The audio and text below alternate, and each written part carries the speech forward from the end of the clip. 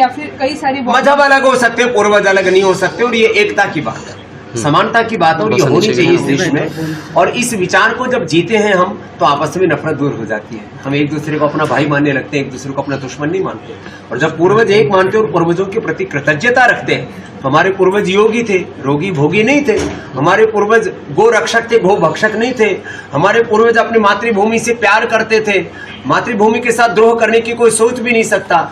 जब हम एक पूर्वजों को समान रूप से आदर देते हैं और अपने पूर्वजों को अपना आदर्श मानते हैं, तो राम की रामत्व, कृष्ण का कृष्णत्व, शिव का शिवत्व वो हमें अपना लगने लगता है। तो इस देश के साथ हमारा जो इमोशनल कनेक्ट है वो और गहरा होता है। इसलिए हम सबके पूर्वज एक है, मजहब अलग हो सकते हैं, ये विचार राष्ट्रीय एकता, अखंडता, संप्रभुता के लिए जरूरी है। और ऐसा होने से इस देश में जाति, वर्ग, समुदायों और मजहबों के नाम पर जो भेदभाव की दीवारें खड़ी कर दी गई वो ढहेंगी। लेकिन सर, जिस तरह आपने हिंदू राष्ट्र की बात की, उसे असंवैधानिक बताया गया, कैसे? नहीं, देखो हमारा संविधान क्या सिखाता है? संविधान सिखाता है साइंटिफिक टेम्परामेंट रखो।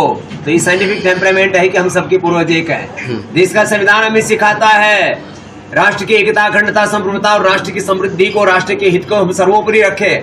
तो जब हम एक दूसरे के साथ एक होकर के जिएंगे, और हिंदुत्व ये कोई मजहबी भाव नहीं है। जो हिंदुस्तान में पैदा वो हिंदुस्तानी है। अब मैं दूसरे शब्दों में कहूँ, हम सब भारतीय हैं, इसमें कोई दिक्कत है क्या? हम सब भारतीय, हम सबके पूर्वज भारतीय, हम सबके पूर्वज आर्य, हिंदू, वैदिक है, एक ही बात है। अब कुछ लोगों के जिनके रिलीजियस और पॉलिटिकल एजेंडा है, वो लोगों के पेट में दर्द होता है, वो कपालभाति अनुलोम विलोम करें, पेट और दिमाग ठीक है। सर, आपके साथ